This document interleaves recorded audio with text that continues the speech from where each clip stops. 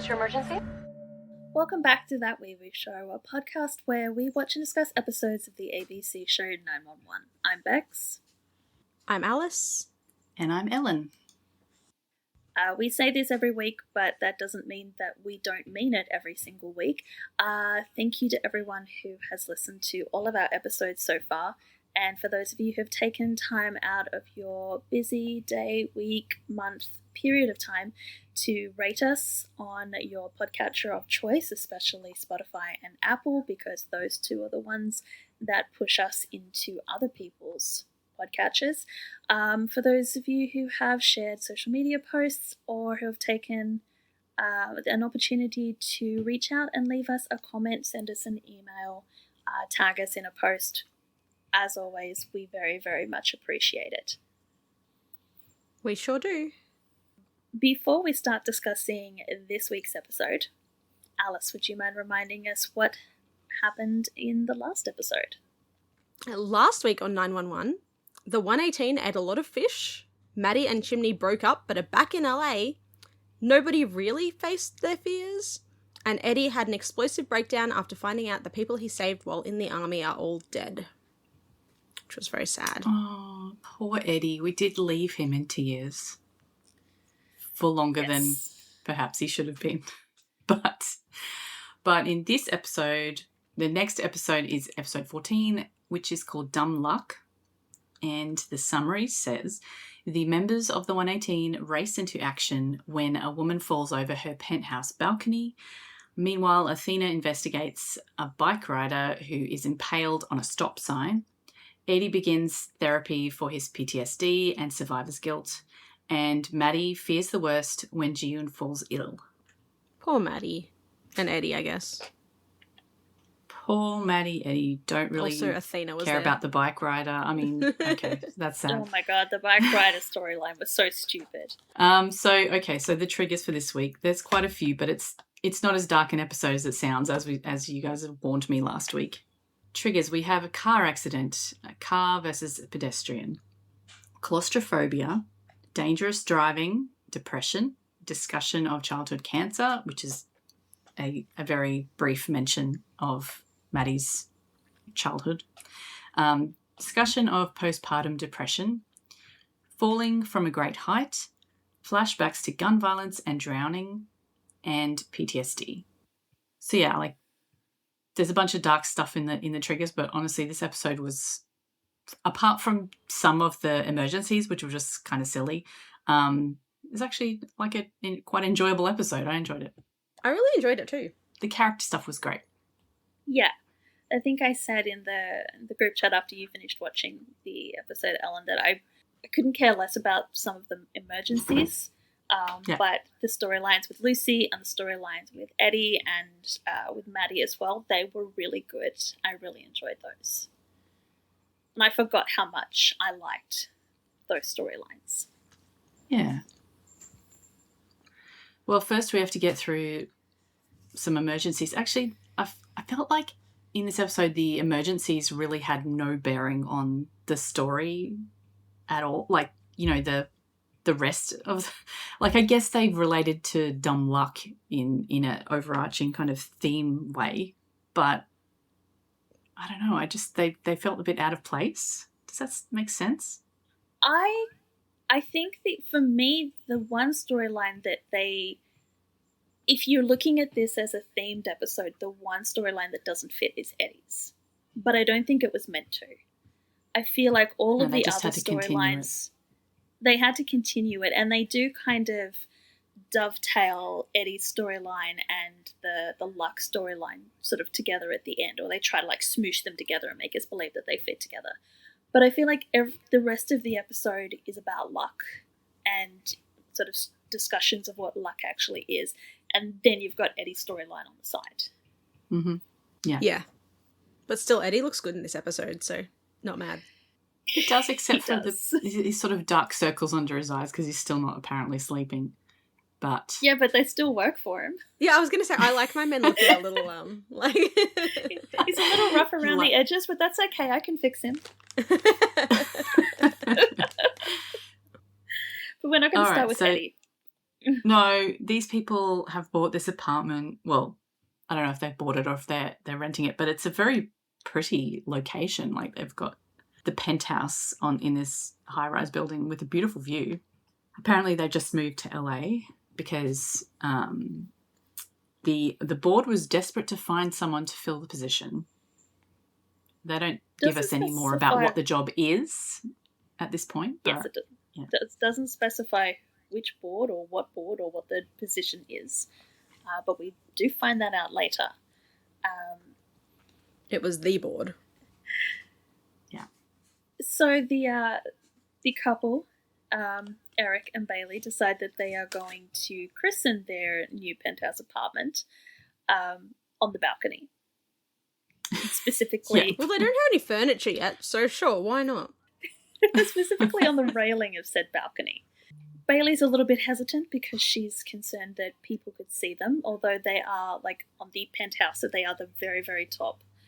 The only people who could probably see them would be people in the other penthouse apartments, kind of in the other buildings. But we get it. She's got to put up a little bit of resistance.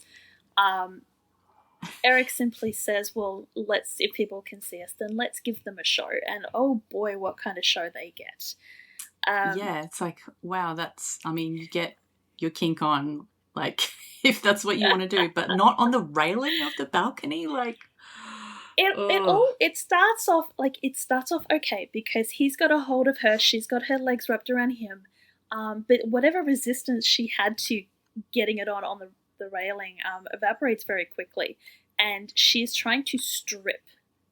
Like, I don't know what kind of show she was going to put on, but apparently honestly, she's really going for it. I was just really distracted in this scene because, like, their view shows, like, the city, but really far away. So I'm like, is this, like, the one high-rise on the outside of LA? Because, like, I don't know. I was so confused as the location. Yeah. But also, who are they putting on a show for? Because they're really high up in the air and there's no other high-rises around, so... Yeah, like I said... Yeah, but they're still out in the open, so she feels a bit exposed, I guess. So her, like I said, she put up a token resistance and then she really gets into it, starts trying to strip, and in doing that, she lets go of him and he, for some reason, lets go of her. And as Bailey is trying to take her jacket off, she overbalances, and I'm not victim blaming, because he also does. Because, I mean, she is leaning back trying to take her jacket off. She has let go of him, but he does not try to grab her when she overbalances. So he is just as much as fault. They just kind of look at each other and she goes, where? Yes. Yes. Not victim blaming, just victim whining. I mean, it's one of those situations where they're both at fault. Everybody is at fault in this situation. Everyone this is sucks, not a victimless crime. Everyone sucks. So Bailey goes tumbling over the edge of the balcony from the penthouse apartment, and we immediately cut to a 911 call where Eric says, "My wife just went over the edge," but he's not quite as upset as he could be. So when the 118 are dispatched, they're not dispatched for cleanup duty because Jesus. Bailey hasn't fallen that far. She has apparently managed to catch herself on a giant for sale sign that's hanging on the side of the building. So she's only fallen like 1 or 2 apartments down. It's not great because she's clinging for dear life. Yeah, she's really high up. Yeah. But the 911 call is like, my wife just went over the edge. It's like this series has been, like, this season has been terrible for non-informative 911 calls. We're going to have a hard time picking the worst. The 911 calls this season so far appear to be just transitional. They're not actually meant to be actual 911 calls. No, was it this season that Sue got hit by the car? Because Jerry, Terry, Larry did a great 911 call. Season? I think that was in season 4. I cannot remember. No, I don't know. It's all started to blow back in together. Like, it separates as we're doing it, and then it blows back in together after we're done. Yeah. Yes. Anyway, terrible transitional. Jesus Christ. Okay, yep. Anyway. Terrible transitional 911 call. The 118 to dispatch. Bobby does that thing where he waits until everyone's out of the truck on scene before he starts briefing them. Oh, yeah. But he gets everybody into tactical gear and starts sending them off in various directions. And I have questions about why they send which characters in which direction. Basically because I'm feeling very defensive of my boy Ravi, who does absolutely nothing in this scene. Yeah. Go, girl, Ravi give us even nothing. there? I don't even remember Ravi being there. No, he stands there and looks pretty. Oh, okay. He does an Well, that's fair. amazing job at it. I'll give him that. But yeah, 10 out of 10 Lucy, standing and looking pretty. Lucy and Chimney get sent to the floor below so that when Buck, who's coming down off the roof, grabs hold of Bailey, he doesn't have to try and pull her back up or go sideways to the balcony. He can lower her down to their level. Buck is going to the roof. Ravi is with Bobby, and Hen is being sent to find the manager. Why Yeah. not, I guess? So my other issue is, like, why are you sending Hen to run errands when you've got Ravi? Ravi could go and do that. And it also means that when we cut to Buck later and he's getting ready to descend over the edge, it's a random 118 with him because somebody has to belay him. So, like, either why didn't they send Ravi to go to the manager and send Hen up on the roof with Buck? Why didn't they send Ravi up to the roof with Buck? It's just really weird. I don't understand. It is weird. And then I do like that nobody stands underneath her. I'm like, yeah, good job. Well, they said it was too high for a airbag. Yeah, but like we don't want anyone else getting squished if she falls. Like no one stand underneath her. Yeah.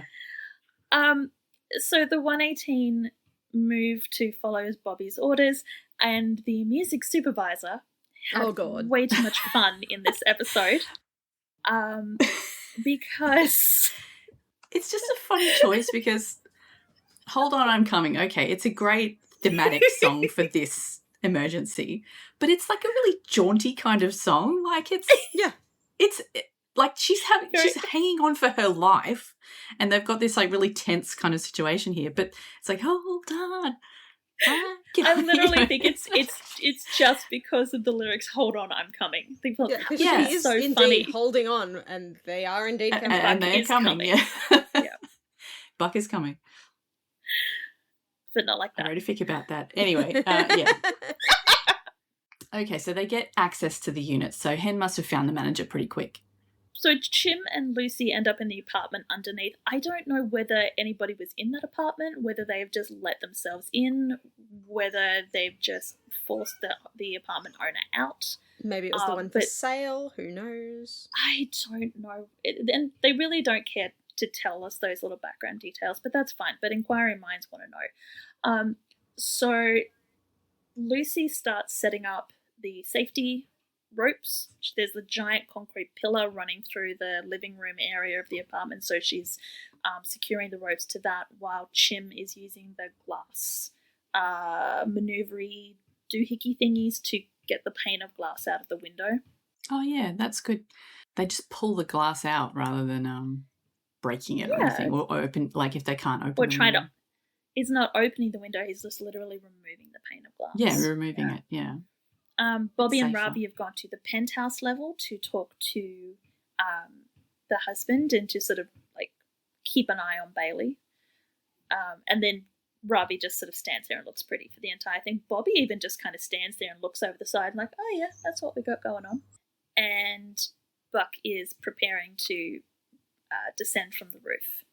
But we have a problem because when Hen has finished like talking to the manager, she joins Chim and Lucy, and she realizes that the rope that is holding up the for sale sign and Bailey is starting to strain It's under like the fraying. extra weight. Yes. It takes Like forever to... It's almost like it's not designed to hold up a human that or much something. weight? Yeah. Yeah. Especially when it's unbalanced. Like, I'm sure it would probably be okay if Bailey was smack in the middle of the sign, but she's clinging right to the end of the sign.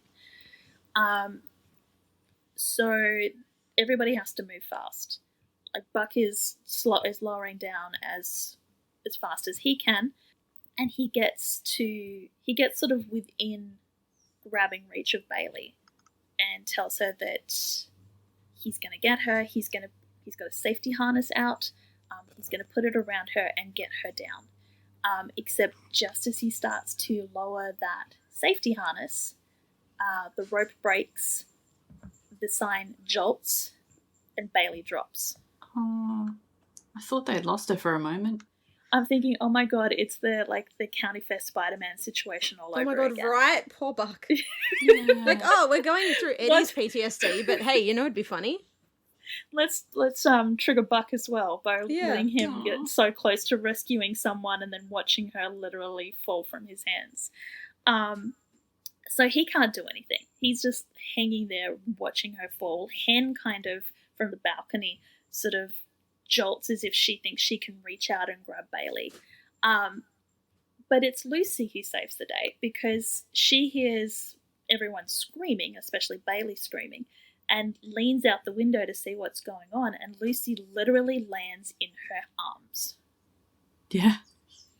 And thankfully she has the foresight to grab her and hold on to her and then brace herself with her legs against the glass underneath her so that she also doesn't topple over the window and follow Bailey down to the ground. Yeah, except Bailey's dragging her out the window kind of thing because she's... I don't know what Chimney was doing either, but Lucy just yells for him and he looks over and he's like, oh, Jesus! I was just so excited to have Chim back. Yes. Yeah. It's a great shot though. I don't know how they filmed it, with her falling into... because we keep seeing it over and over again and it looks ridiculous. It's not... I don't know. It just... It'll be in the studio. Yeah. But yeah, it was well done. Very well. But yeah, so Chim pulls the girls back in. Bailey's just like, oh my god, and then sits up and looks at Lucy and just gives her the biggest hug and is like, thank you, oh my god. Yeah, it's so funny. So they literally pile onto the ground. So Bailey's sort of on top of Lucy. She sits up, realizes she's okay, and then throws herself back down onto Lucy. Back down to Lucy. And Lucy's like, whoa. I mean, okay. do you blame her? I would also be throwing myself at Lucy. Anyway. Look, Ariel looks really good in this episode. I would also be throwing myself down onto her if I had the opportunity. Yes. She does look great. But yes, Bailey asks, I don't know. She's like, oh my god, thank you. I don't know how you guys just did that. And Chim looks at Lucy and everybody get your shot glasses ready because he says, dumb luck. Oh my god, they say it so much during this episode. I feel like it's been so long since we had an episode that was cringy with the title like this, and I was so about it. This week's because I watched this episode today and the season 9 episode aired yesterday, and I really enjoyed yesterday's season 9 episode, and then watching this today, I was just like, it's been 2 good episodes in a row. It's been so long since that happened because we've been so down on season 9 and season 5. That it was so refreshing. I'm just like, my 118 are back. This is great. We haven't been that down on season 5. Actually, we've had a few good episodes in a row. It's just not Chimney's back. Yeah. We've got a good themed episode where they're actually trying to do everything to a theme that it actually kind of works. We've got multiple title references. We've got a music supervisor who's high on crack. Yeah, that's it. We've got the terrible needle drop. We've got, It feels like old school. It does. I was having such a good time. Speaking of having a good time, Eddie is not. He is to start with. He's having a great time to start with. Yeah, he's making Chris breakfast. So yeah, he pours some fake Lucky Charms, which I did actually I wanted to point out because the episode's dumb luck, and then he makes Chris Lucky Charms. Oh my god, I was looking at the cereal going I wonder what kind of cereal it is because it's a cereal with little marshmallows in it. Yeah, it's definitely supposed to be Lucky Charms, yeah. But yeah, he presents it to Chris like it's a gourmet meal. He's got the towel over his arm.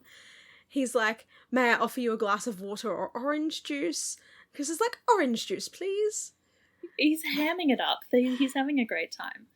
It's so cute. He pours Chris a glass of orange juice. Eddie asks how it is. Chris says it could use more marshmallows, and Eddie's like, oh, couldn't we all? Eddie's not having Lucky Charms or like the ravenous rhino's equivalent of Lucky Charms.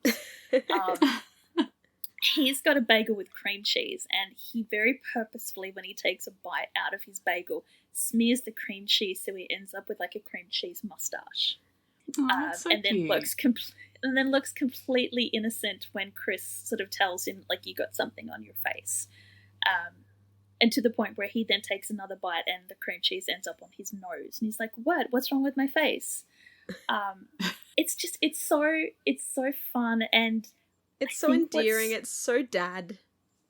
But what's good is, like, you know how sometimes when they have dream sequences and they start off with, like, everything's happy and everything's fun and there's nothing wrong, but it's, like, too much, and you know that it's a dream because it's, like, over the top. This is like core Eddie and Chris. Yeah. In reality. Yeah. So this is how they would normally interact. There's nothing weird about what's going on here, so you don't realize that clock that it was a dream. Yeah, you don't realize it until Eddie gets up. He goes to the sink to grab a paper towel so he can wipe his face, and when he turns back around, Chris says, "What's wrong with your leg?" And Eddie's like, "What do you mean? I didn't put cream cheese on my leg. What are you talking about?" Looks down, and there's a bullet hole in his thigh. Yeah, there's like a bit of red that's like spreading slowly, and like Eddie like touches it and looks at the bloody fingers, and it's just like, what the fuck? And that's where it flashes back to the helicopter crash, where he got shot after the chopper went down. Yeah, just so for the audience to remember, like this, like Eddie got shot in the leg. Yeah. And then after he experiences that, he flinches, and we flash back to Eddie flinching when he gets shot by the sniper, and then all of a sudden there is blood stains starting to spread on his shoulder where the sniper shot him. And we flash back to Eddie collapsing in the street, and current Eddie, collapses against the fridge in the kitchen, and Chris is just sitting at the table continuing to eat his cereal. Chris is just totally ignoring him, and Eddie like looks up and goes, "I think I'm dying." And Chris, while still eating, just goes, "You're always dying." Dream Chris is a little shit. But I did like your comment, because we were talking about this scene in the chat, and you're like, Chris does not give a fuck, but you, Ellen, mentioned that like it's Eddie's subconscious creation of Chris. Yeah. So like Chris in reality, like the Chris in real life is incredibly empathetic, incredibly in tune with his father, and would absolutely be worried. But because of the way Eddie perceives himself and perceives the way people see him, he's created this creation of Chris that just does not give a fuck. Yeah. And is so totally over his father constantly being in the line of danger. Poor Eddie. But while Chris doesn't seem to care that his father is dying, we've got like one more. So he's been shot in the thigh. He's been shot by the sniper. He then starts choking on water as he flashes back to drown. He has almost died a lot of times, to be fair. He has almost died a lot of times. He really has. But just before he like drowns for like lungs full of water, Eddie wakes up and he realizes that he's on his couch in his house. He's not shot, he's not drowning, he's not dying. Interestingly though, Bobby is there. And I have so many questions about this. Like, why is Bobby there? Yeah, I did think that as well. I'm like, why the hell's Bobby there? Like, is he babysitting like Eddie? Does Eddie need someone with him all the time? Is he on suicide watch? Like, is like, why would Bobby be there? That's really odd. Well, the only thing I can think of is like Eddie wakes up and Bobby's immediately there with coffee, and Eddie's first questions are, what time is it and where's Christopher? And Bobby tells Eddie and us that Buck has taken Christopher to school. So the way that I worked it out in my head is that Eddie fell asleep on the couch. It looks like he might have fallen asleep the night before because he's still fully dressed. Like, he's got a belt on and jeans. This is not like he stayed up late or he got up early and fell back asleep. He's been on the couch for a while. Chris gets up, sees his dad on the couch, doesn't want to wake him up because he knows his dad's going through it right now. So he reaches out to his other parent and goes, "Can you take me to school?" And so Buck goes, "Yes, I will come and take you to school." But he doesn't want to leave Eddie alone in the house because if Eddie wakes up and Chris isn't there, he's going to freak the fuck out. So he calls Bobby. And he's So he like, calls "Bobby, Dad." I need..." He calls Dad and he goes, "Look." Chris calls his dad. Buck calls his dad. Buck calls his dad. It's just dads all the way down. It's dad's all the way down. Yeah. So he's like... But also, the last time we saw Bobby and Eddie together, they were fighting. Like, yeah, they were not amicable. Which it just makes it's so Bobby Nash core that like Eddie absolutely hurt him the last time he saw, but either because Buck asked him to or because he knows, like we find out that Buck told Bobby what Eddie's going through, probably as to the like, why do I have to come over and watch him while you take while you take Chris to school? And he's like, well, because Eddie's really going through it right now. So it's either because Buck has asked him to or because he, even though Eddie is no longer at the 118, he is still part of Bobby's family. He's like, one of my family members is hurting, so I'm going to do whatever I can. Specifically because Bobby understands what it is like to lose people and to lose people when you think it is your fault. So he's uniquely qualified to sort of babysit Eddie. oh, bless Dad. But like all of that in maybe 3 lines of dialogue. There's just so much the background character shit that is underneath 3 lines of dialogue and this scene. Yep. But Bobby, it seems like he was going to wake Eddie up anyway because he's got 2 cups of coffee with him. So I wonder if he was just sitting in the kitchen, like constantly reheating the coffee, just keeping an eye on Eddie until he woke up so that he'd have the coffee there ready for him. Like it's like in Devil Wears Prada, where they're just constantly rebuying new coffees and new lunches every 15 minutes until Miranda's ready to eat lunch so that it's piping hot when she wants it.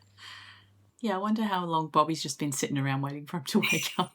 I mean, it's slightly creepy when you put it that way, but... Well, he knows what it's like to have nightmares.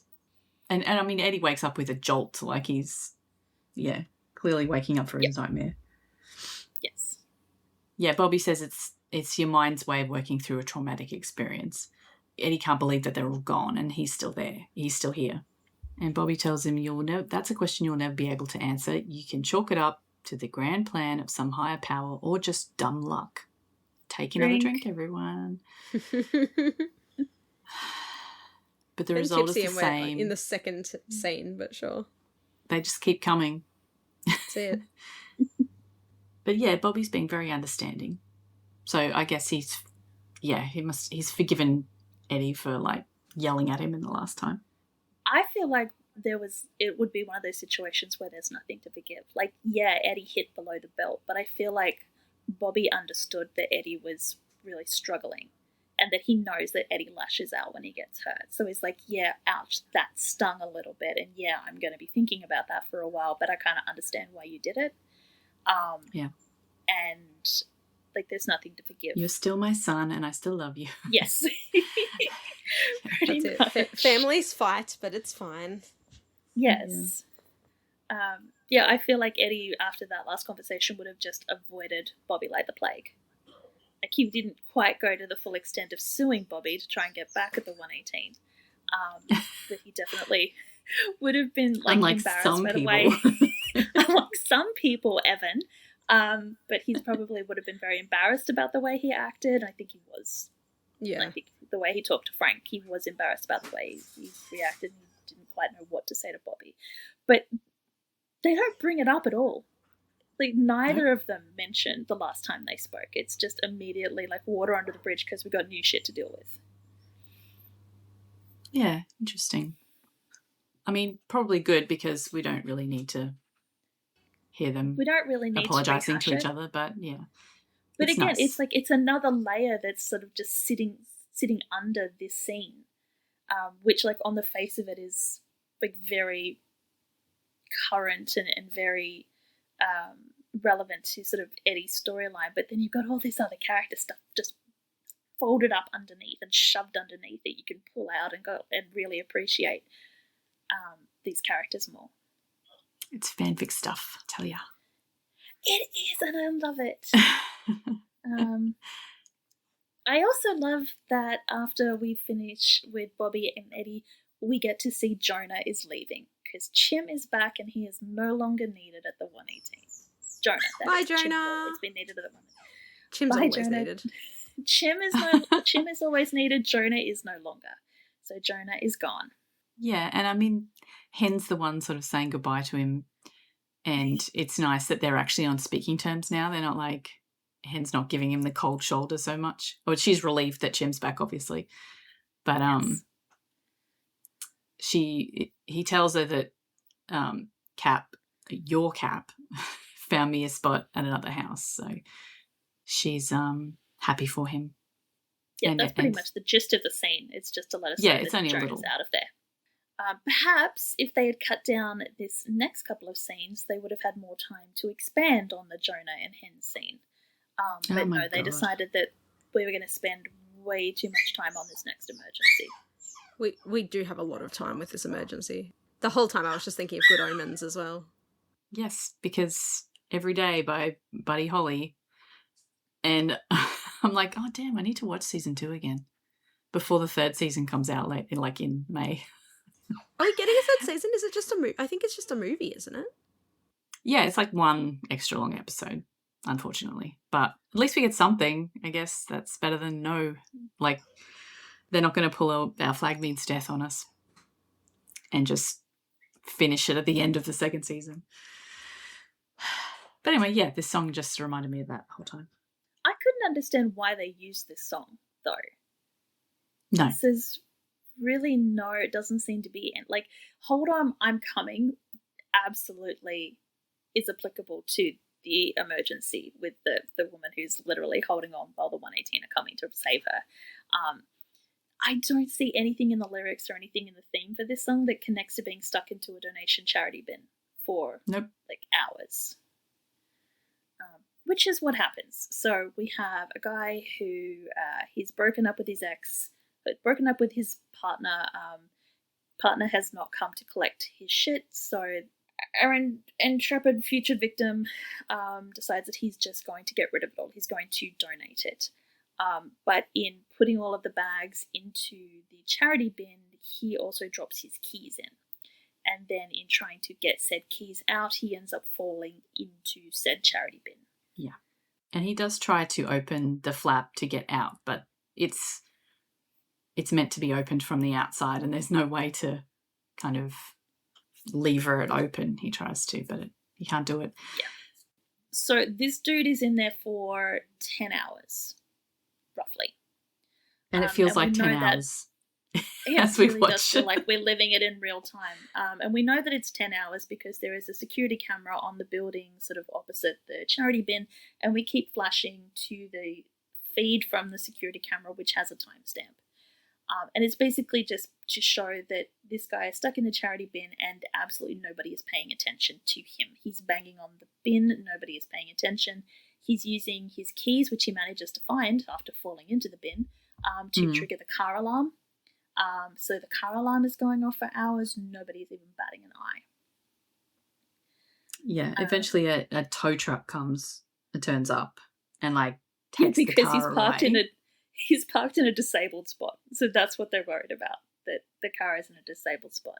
Yeah, and the alarm keeps going off. So obviously someone's just got the shits and called someone. Yeah. And nobody actually finds him until the 118 is called to a bowling alley, which is like the building opposite the charity bin, on another emergency.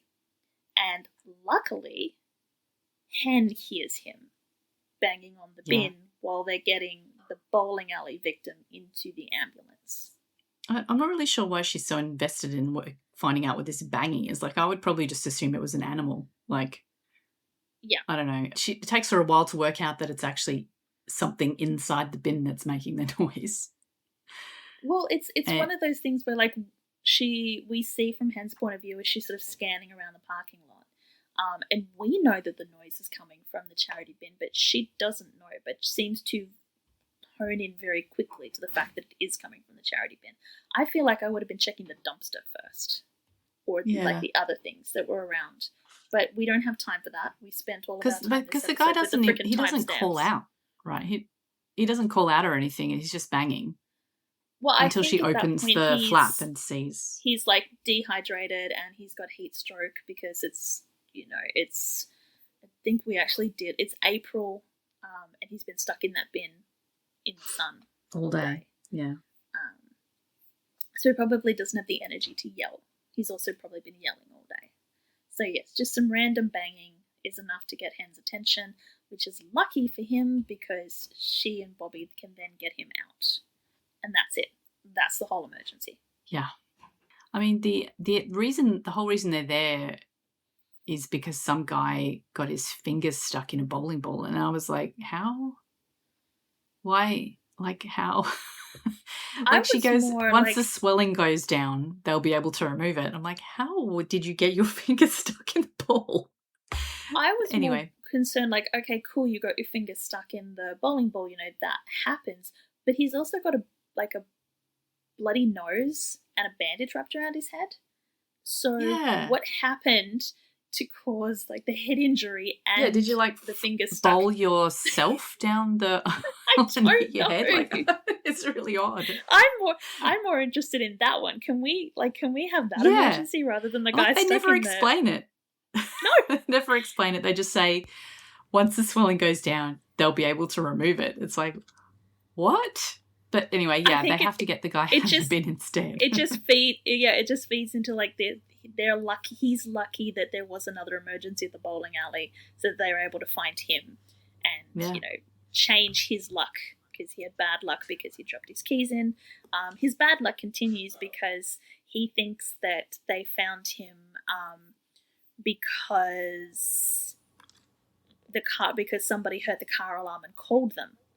And Hen and Bobby are like, what car? And he looks over and realizes that his car is gone. So, like, his bad luck has continued. Yeah. And literally he says, oh, this really isn't my lucky day. No, it is not. Take another drink. Okay, it's not really the title, I guess. But it's close. Title adjacent. We can sniff the shot. Just like inhale the fumes rather than actually taking a shot. Or we could get a beer, which is what Lucy and Jonah are doing in the next scene. Yes, Jonah and Lucy are catching up. I'm guessing this is later after Jonah left? I think so. I feel like it's the next day or a couple of days later. But I don't love Jonah. I could see less of Jonah, that's fine. But I do really like this idea of these two kind of outsiders of the 118 have kind of bonded over the fact that they're not a core member of the 118. Yeah. So they're having lunch. Lucy arrives with a baseball mitt, which has a note pinned inside the glove that says, "Congrats on a great catch." And she asks Jonah, is she in with the clique like Jonah seems to think, or are they mocking her? And Jonah says, yeah, I don't think those are mutually exclusive at the 118. Yep. I mean, she's right. They tease her because they love her. Yeah, I was going to say it depends on whether you're in the clique as to whether it's a gesture of affection or if they're actually taking the piss. See, I feel like that if they didn't like you, they wouldn't bother. Like, if you're not in the clique, you don't really exist, and they're not going to take the effort to go out and buy a baseball mitt and write a note. It is quite a lot of effort, to be fair. It's a lot of effort, so I feel like it's a sign that they like her and they've accepted her, that they're ribbing her about this.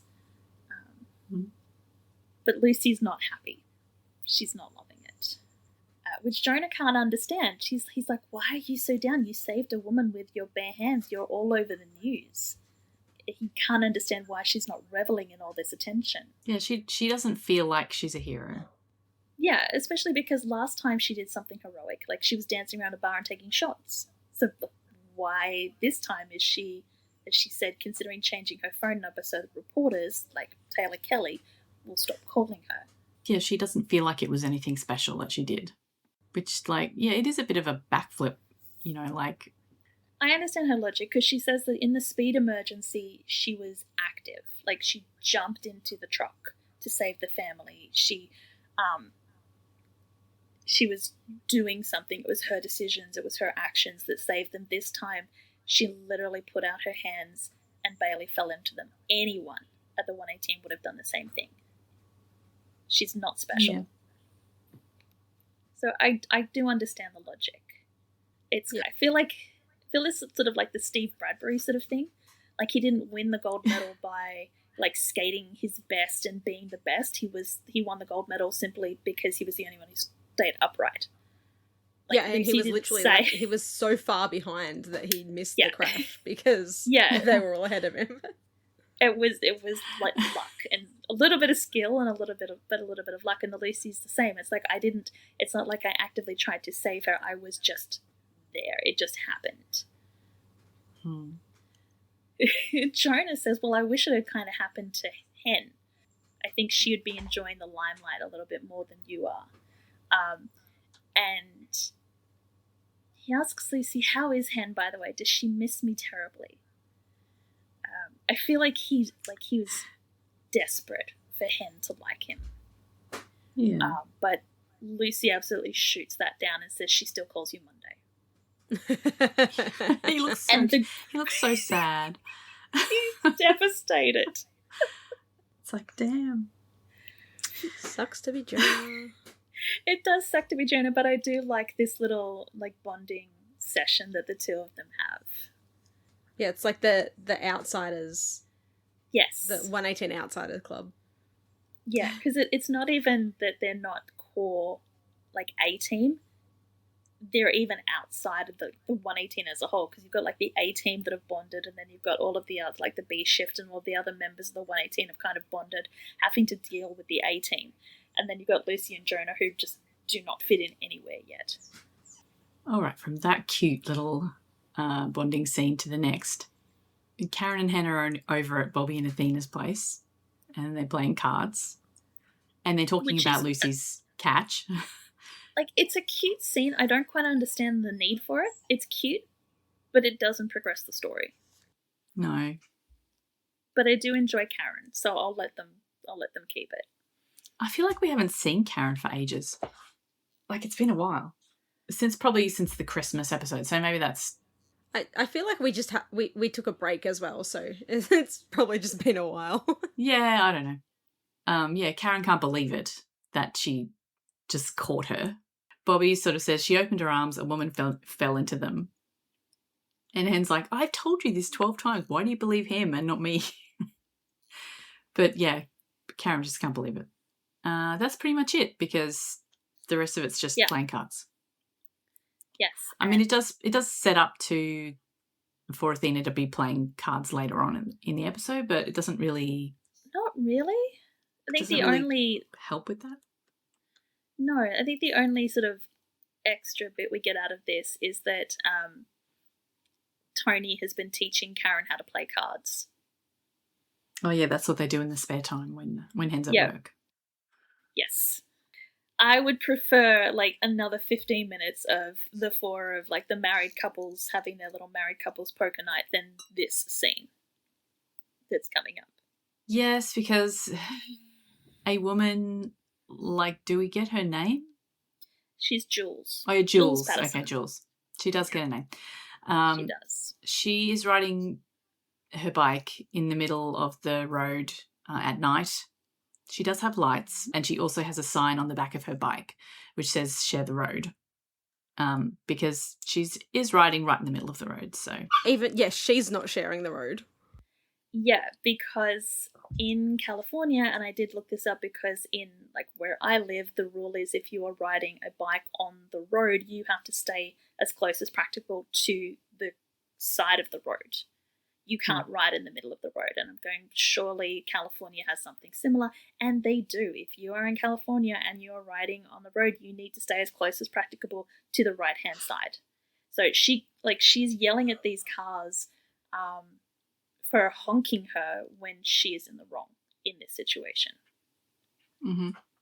So a car comes up behind her and is honking and is revving, and she yells at him to read the sign, which is like the share the road sign. And he just swerves around her. And that happens again. Another car comes up behind her, tailgates her, and swerves around. And she starts yelling at him because he has passed her on a double yellow line, which I'm guessing that's universal, that you can't cross double yellow. Yeah.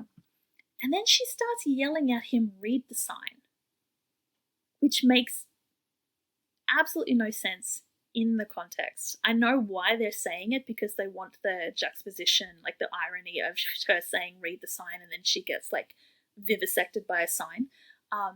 But like she's yelling at him about crossing a double yellow. There's no signs about that on the road. If she's complaining about the sign behind her, he's now in front of her, so he can't read the sign.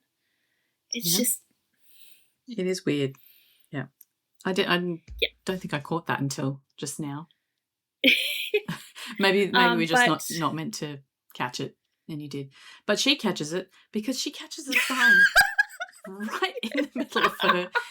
It comes flying at her from the back of this truck after it goes over a speed bump. Yeah, it goes over a series of speed bumps, and in a very Final Destination-ish sort of way. Yes. The jostling of the speed bumps launches the stop sign at quite a velocity, and also launches it vertically, so that it hits this poor woman like straight down the middle of her body. And I do kind of appreciate that she's screaming like read the sign, and then all of a sudden it's just this sign flying at her, and then we hear like the impact, we hear a squelch, and then we go to commercial. Yeah, but she is the one who has called 911 after that. And is still going on about the sign. So yeah. Anyway, it's another one of those where they're like, this is the moment we want. We want her talking about a sign, and the sign comes launching at her. We're kind of going to fumble the ball getting there, but no one's going to care because of that last couple of seconds. Mm-hmm. So I feel like this scene, you know how we're always talking about what happens in the writer's room, and when you've got your name on the episode, how much of the episode did you actually write and how much of it was like coming from the writer's room and you just had like ultimate control. I feel like this part came from the writer's room, because the rest of the episode is sort of so good and so on theme that I'm going to attribute that to Taylor, who is named as the writer of this episode, and I feel like this was someone from the writer's room did this part. Maybe, yeah. Well, this is one of the sort of the bits that I thought didn't match the rest of the episode at all. So yeah, you got a point. Yes. Like it's not anything to do with being lucky. Well, she's very unlucky. Chim tells her that she's lucky that it has not damaged her heart, and she doesn't feel lucky. Yes. But that's the only bit of this whole thing that has anything to do with being lucky. So I guess in the grand scheme of things, it's like it's the long game, because a lot of this episode, and we could probably go through this a little bit more at the end, is about is Bobby's line, like, is it dumb luck or is it like a grander plan? And I feel like the Jules storyline is the kind of the grander plan part of things, because it's like Jules herself. It's like unlucky and it's fine, but then you sort of see the butterfly effect of what happens on the grander sort of episode scale. Yeah.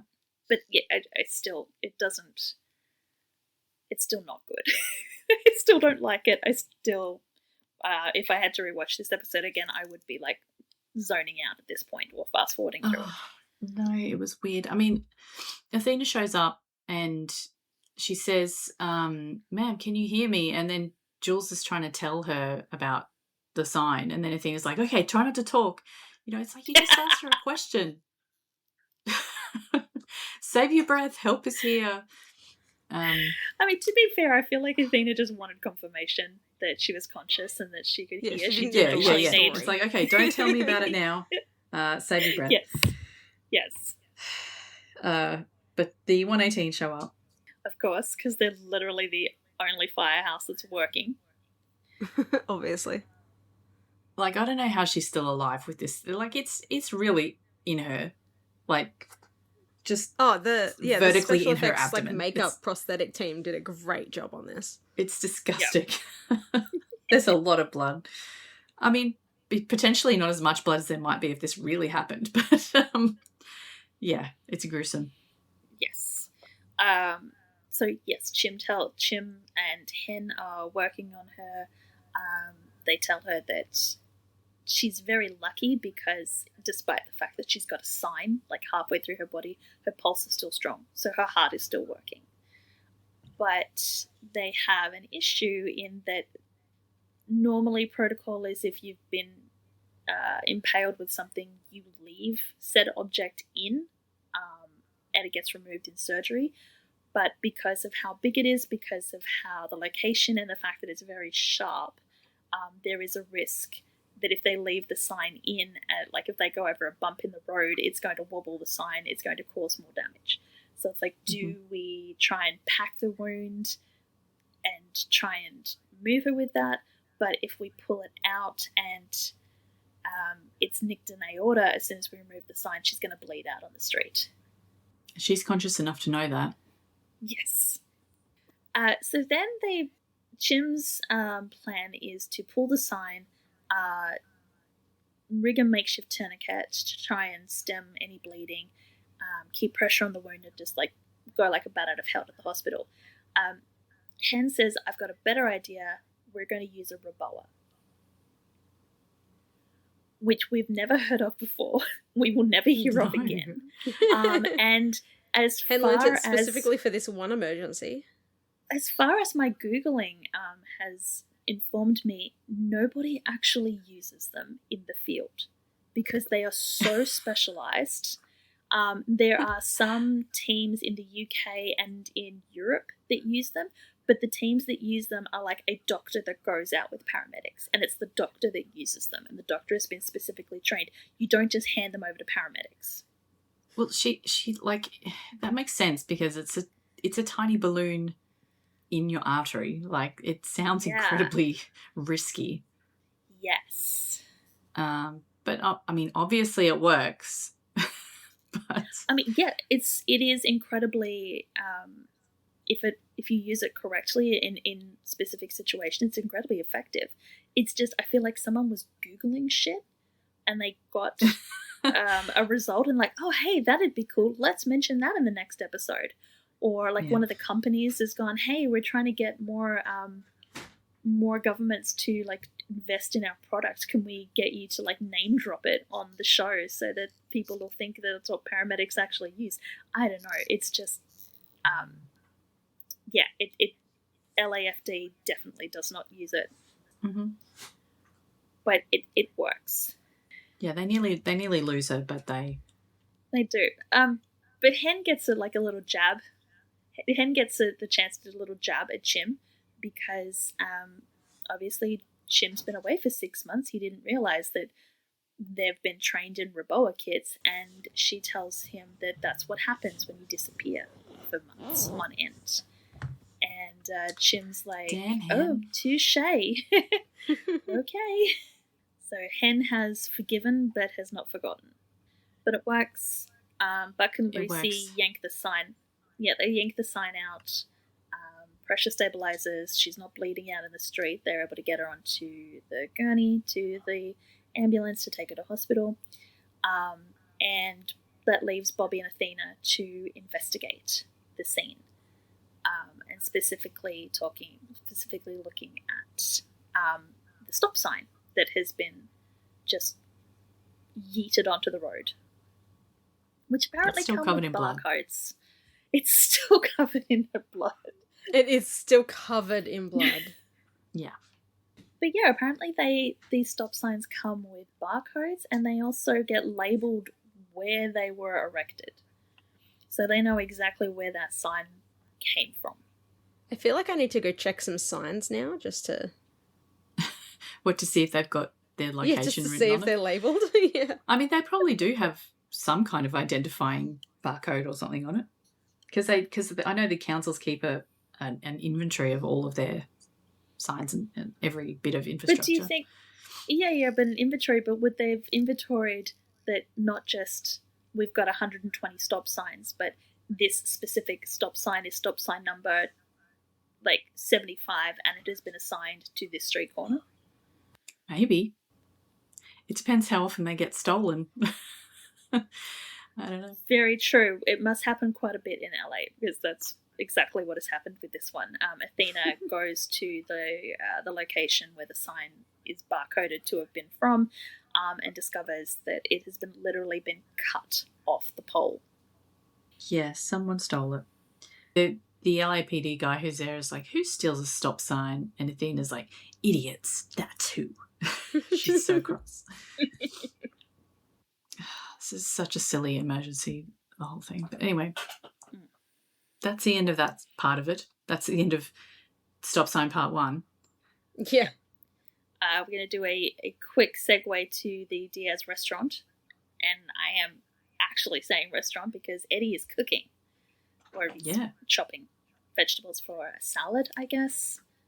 And empathetic little Chris, because this Christopher actually does care about his father, asks if Eddie is okay. And he notes that Eddie seems sad. Yeah. So Eddie is trying to explain to him that therapy is hard. And sometimes therapy can mean talking about things that are scary and sad, and that can be really exhausting. But it's a good thing, and he's going to keep doing it, and eventually he will stop being sad and he will start feeling better. Chris has been to therapy. Surely they've had it anyway. I think so, but I have a feeling that Chris's therapy is a lot different from Eddie's therapy. And also the things that Chris talks about is sort of different from what Eddie talks about. Chris's trauma Chris is not Eddie's trauma. Chris is just sort of talking about his feelings about how he feels about his mother dying, and probably about the tsunami, not the fact that he was in a helicopter that crashed and his entire unit has since died. Between them, they've been through a lot. They have. But then Chris asks if the things that Eddie's talking about, the things that make him sad, is Chris one of them? Oh, Chris. And Eddie does tell him that it's never him. But then we get another little detour to the a doctor's office where Maddie has got G there. And somehow the doctors are still open. They must be like a emergency urgent care type place, because they're still open even though it's nighttime. Yeah, I don't know. But it is late, and she does acknowledge that it's late because she thanks the doctor for seeing them so late. But G is not doing well. No, she's crying a lot. She's crying. Maddie says that she's been really tired. She hasn't eaten. She has a fever, limited bowel movements. And when the doctor starts examining G, he's checking her belly, and G starts sort of screaming louder. And Maddie's trying to downplay it. She's like, it's okay. He's just, wants to make sure you're okay. And the doctor's like, you need to get her to the emergency room now. Yeah, that's not what you want to hear. No. How terrifying. There's no sort of easing her into it either. It's she needs to be in surgery, stat sort of level of... she's going to the emergency room. This is an emergency. Yeah. And the next thing we see is Chim just sprinting into the hospital. Because obviously Maddie has called him. Yeah, what do you think is going through Chim's mind? Because in the last episode, he was afraid to leave Maddie. I know, he was so anxious about leaving them, and now He's like, I leave her with her mother, and I've been telling everyone, or I've been telling myself that it's fine, Maddie's fine, and then all of a sudden she's in the hospital. Yeah, poor Chim. But Maddie has been sitting by the door waiting for him. Like, she's not around in the normal waiting area. She's been sitting by the door waiting for Chim to come in, and immediately grabs him when she sees him sprinting in. And she tells him that the doctors think that it's a blockage in the intestines. And the bad thing about having parents who are in the medical field is they immediately start going through all the possible causes without having to resort to Google. Like, I'd be starting to Google this shit. Chim knows it off the top of his head. Yeah, so they Maddie. actually think that it's intussusception, which is basically when the intestines like fold back into themselves, which can cause a blockage. If they stay folded in on themselves long enough, parts of the intestines can start dying off. Yeah, because it doesn't get blood flow. Okay. Because, yeah, there's no blood flow. And obviously blockages also aren't good. I can't remember when I originally watched this episode, but my brother's puppy, who just turned 2, he, at 7 weeks old, had intussusception. Oh. And so, like, I know what it is now, but I'm like, I don't remember if he'd had, like, I don't remember if we knew before I watched this or not, because it was 2 years ago, and I'm like, did I watch this? Like, had I watched this 2 years ago? But yeah, he ripped up a bit of fake grass and ate it, and because it was a long plastic bit of string, basically, it tangled around his intestines, which caused it to fold back on itself. So I believe they had to like cut out a bit of the intestines and stick it back together. Oh my God. Yeah. But he's okay now? Oh yeah, he's fine now. Like, this was when he was 7 weeks old. He's now 2 and is a little champ. Like, he just got his novice sprint dog title. He's so cute. Well, that's a happy ending. Yeah, that's it. So he's fine now. But yeah, it was scary for a bit there because he was just a little tacker. Just a little giant puppy. At 7 weeks, he probably weighed more than Hudson now, but you know. I don't think G has been eating fake grass. I don't know. You can't really ever tell with kids, right? With Yeah, they put all sorts of crap in their mouths. But anyway, especially once they start crawling. But yeah, so they start going through theories on underlying causes, which, as we said, like, is awful for medical professionals because you think of everything. Yep. So Maddie says viral infection. She's too young for appendicitis. Chim says it could be autoimmune, celiac or Crohn's. Not going to stare at Bex too long there. And then Maddie says a tumour, like, it's a possibility, right? And Chim goes, yeah, none of the above is also one of the possibilities. Sometimes kids just get it. No one knows why. Might be family history. And Maddie goes, yeah, leukemia is in my family history. So she's, like, Maddie's spiralling and feeling so guilty. She's jumped to the worst conclusion. But, like... Which is what you do. Like, if there's something wrong with... Cancer is also on Chim's side of the family. Yeah, isn't that what his mum died from? Yeah. Like, they don't mention that at all. No, they allow Maddie to, like, spiral into thinking, because there's a little bit later on where Maddie's like, you know, I've passed on terrible genetics. I feel like Chim should be going, well, yeah, I've got cancer on my side of the family too. Yeah, Chim's like, my genetics are fine. I don't know what you're talking This is clearly your fault, Maddie. Jeez, fuck, she's got leukemia and cancer on both sides of the family.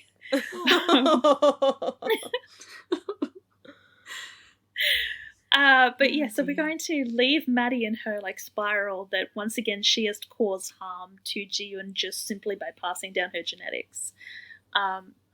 And we are going to return to the 118 where Lucy is kind of wallowing in her self-pity, watching her rescue of Bailey on her iPad over and over and over and over again. Yeah. She does look up, though, when Buck starts walking over, and Buck's, like, head down in his phone frantically texting, because I'm guessing that we saw Chim running into the hospital still in his LAFD duty uniform, so I'm guessing he's left work and just, like, vamoosed straight out of the station to the hospital. So they're all very aware of what's going on with Maddie and G. because Lucy immediately asks Buck if there's any news. But Buck sees that she's looking at the catch over and over again. So he says, "Oh, awesome catch," and then he tells her that quite gently, which is nice of him. But he's like, "I say this with some experience here. Maybe don't let it go to your head." And Yeah, she's he's like, "No, completely it's the misinterpreted opposite problem." why she's Yes. watching it over and over again. That's right. She's like, no, I'm trying to figure out how I could have saved her in a way that doesn't involve luck so that I'm ready for next time. Yeah. And then we get like the actual callback to the County Fair Spider-Man because Buck brings it up. He says like his first year here, as in at the 118, he didn't get to a guy hanging from a roller coaster in time and he fell. And Lucy's like, yeah, I remember that. And Buck tells everyone her knows about that one. Everyone knows about that one. You were all over the news, buddy. And Buck says that he spent a lot of time running that one back through his mind to try to work out what he could have done better. And he didn't have any epiphanies. The only thing that he realized was that it didn't matter what brilliant hypothetical situations, didn't matter what brilliant hypothetical scenario he could come up with, the dude was still going to be dead. And Lucy has to accept that it doesn't matter what kind of scenarios she comes up with, Bailey is still going to be alive because she caught her. Yeah, so stop worrying about the past and move on. Yes. To the or next thing. as Lucy says, accept the lucky break and move on. And Buck's like, well, your luck could change tomorrow. So like, this is a win. Take it as a win. Yeah. And it's a nice scene considering in the last episode, Buck could barely look at her and was like recoiling away from her at every moment. And was being super polite and super standoffish. It's nice that either the writers forgot that Buck was trying to keep his distance from Lucy, or perhaps now that he has confessed to Taylor, he feels a little bit more secure talking to Lucy. I don't know. But it's nice that they kind of gotten over themselves. I'd forgotten about this earlier, but when she was talking to Monday, what's the guy's name? Jonah, yeah. I'm doing a hen here and just calling him Monday. When she was talking to him, he mentioned that like the last time she did something heroic, she was in the bar like having a great time, and she says, "Oh yeah, I was really drunk that night, hey." And I'm like, "Oh, do you not remember what happened?" Or like, are you just not mentioning it to Jonah? Because she hasn't mentioned anything about it to Buck, so I'm like, she's just pretending it didn't happen. She's a professional. It's fine. Yeah, that was like they were off duty. She has no idea that he has a boy.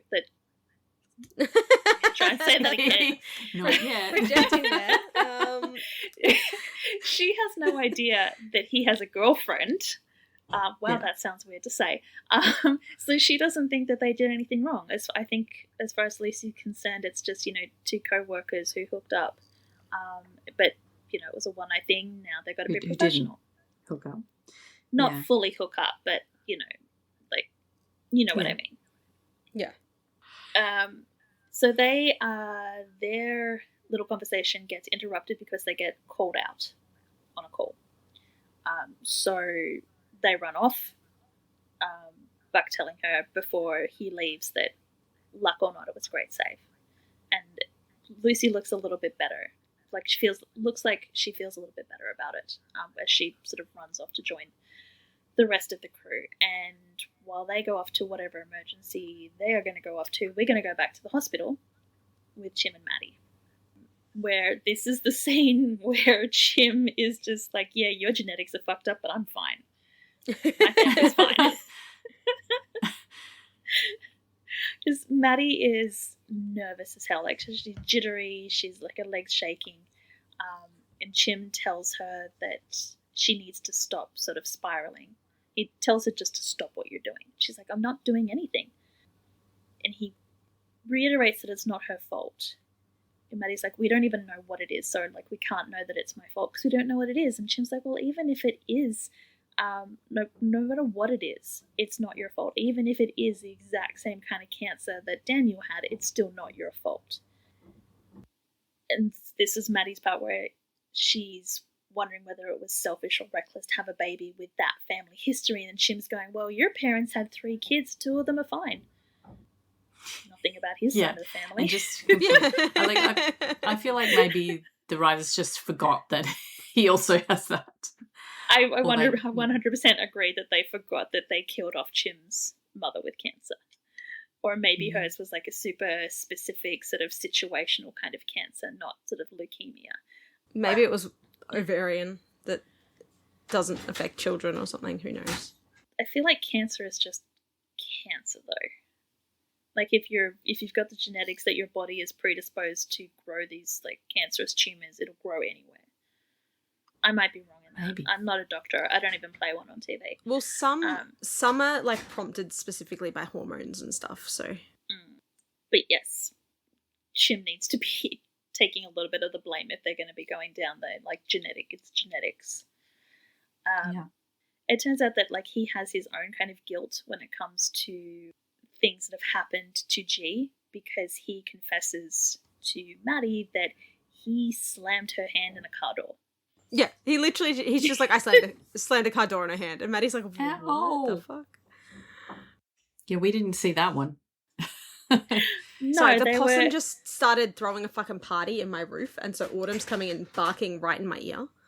Oh. Like the puppy had just fallen asleep, and I was like, cool, I can contribute again, and now the fucking possum. The possum also has thoughts about Chimney's behaviour when it comes to this. Yes, so apparently they were somewhere around Toledo. Chim had unbuckled G from the car to get them out. He went back to the car to get a jacket, grabbed the jacket, slammed the door. He didn't realise that G had got out of her car seat and her hand was in the door frame, and he slammed the door on her hand. And she screamed bloody murder, as she would. Yeah. Because that would have hurt. I shut a door on my brother's fingers once, repeatedly, actually. Oh, couldn't work out why it wasn't shutting. Just kept going. Ouch. Yeah, I slammed a door on my little brother's fingers too. I was just also... once though, but it was really hard.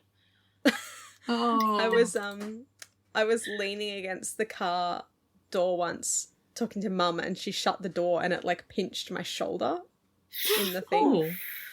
And she couldn't work out why I was screaming, because she was inside the car and I was outside, so she couldn't hear me properly. And I was like, just open the fucking door. Ow. But the point is that, like, Chim is sharing the story because Maddie then asks, like, how long did you beat yourself up for the fact that you hurt G, or that you were the cause of G's pain? And Chim's like, yeah, I'll let you know when I stop. Yeah. Dear. And segueing to continuing to beat yourself up about things that were not your fault, we go to therapy with Frank. And it's Eddie's therapy session, where Frank is really interrogating Eddie on his perception and feeling and the way he is thinking about the helicopter crash. Because Eddie obviously is retelling the story, possibly again. God knows how many times he's told this story. And Frank starts pulling it apart. It's like, so, but you said by the time you saw the RPG coming, it was too late. Did you have the same vantage point as Mills? Eddie's like, no. Did you have a clearer view out the window than Mills? No, I was trying to save Greg's. Right, so Mills had the better view, and you couldn't see because you were trying to help an injured man. And Eddie's like, yeah, but it doesn't matter, he died anyway. And the point that Frank is trying to get to, Eddie keeps beating himself up because he couldn't save the helicopter from going down. He couldn't stop the RPG from hitting. And Frank's going, but you couldn't see the RPG, and the only way you could have seen the RPG is if you weren't doing your job, which was to try and help the injured man. So why is it your fault if the helicopter went down if you were doing your job, and your job is not to see hostiles on the ground, look for incoming missiles, try and save the helicopter? You were doing your job and the helicopter came down. It is not. Why is it your fault, therefore, that the helicopter went down if it was not your job? Yeah, and then Eddie gets this look on his face like that woman in that GIF with the little graphs and stuff going by. Like he's like, you can see the wheels turning, like he's trying to make sense of it. Like he recognizes that what Frank is saying is true, but he just doesn't feel it yet. Yeah. So then he comes home. Buck has been watching Christopher. It's so domestic. It's extremely domestic. I'm like, oh, this is such a nice buddy scene. It's so cute. Especially because he's been helping with the homework. Yeah, so Buck is clearing like the kitchen table of the homework supply. So he's sort of packing pencils up into a box. And Eddie's just kind of slumps down on a chair at the table and starts talking to Buck about like how therapy went. And Buck's making no sign of leaving. It's not like, okay, cool, you're here, I'm tapping out. I'm going to go home now. It's very much he's been at home looking after the kid and now his husband is home. So now it's their turn to catch up. Yep. So apparently Buck was helping Chris with his homework at the table. Chris has now taken his homework into his room to finish it, but he's left parts of it on the table, and Eddie kind of grabs two pieces of paper to sort of examine what they've been doing. One of the pieces is a not bad anatomical drawing of a heart with all of the different parts of the heart labelled. The other one is a heart that looks like it's drawn like a sun. So it's like it's the love heart, but it's got a face with a little love heart as a nose and like little waves coming off it like it's sunbeams. It's adorable. It's so cute. And like Eddie's looking at the two of them and he holds up the sun heart one and he goes, "Wait, Chris drew this?" And Buck gets this embarrassed look on his face and he goes, "No, that one's mine. I misunderstood the assignment." Which was so obviously cute. like So draw a funny. heart. So he drew a Yeah, heart. it's like draw a heart, and Chris is drawing this like anatomically correct one because it's for science class, and Buck's just like la la la la la. Every day. Yeah, and I'm totally not thinking of your dad while I draw this little heart. Eddie just kind of looks kind of fond. He doesn't say anything about that. I really enjoy sort of little fanfics that are sort of set post this episode where Eddie keeps that and puts it on his fridge. Yeah. Aww. And you'll have like Buck will come over and there'll be his heart like just pinned to the fridge with all the other bits of artwork and photos that Eddie's saved.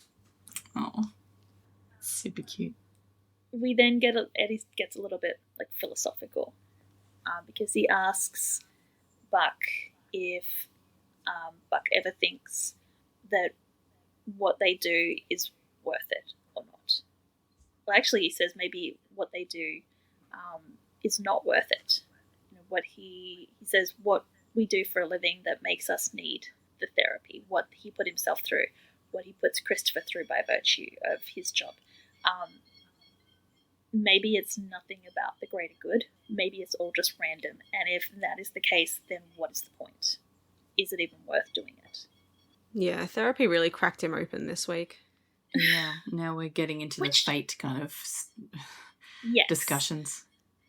Yeah, which, like I said, it kind of segues into what they're doing with the dumb luck kind of storyline, but it's very own kind of fate because, yeah, he's actually thinking about what Frank said. He's taken completely the wrong message, but at least he's thinking about it. Yeah. Because, like, Frank is saying, he's you know, like, nothing I could have done would have changed the outcome. So what's rather the point than of doing any of it? Yes, yeah. Exactly. And if Frank was listening to this and be going, "God damn it, Eddie, that's not what I meant." Eddie, no, sprays with water.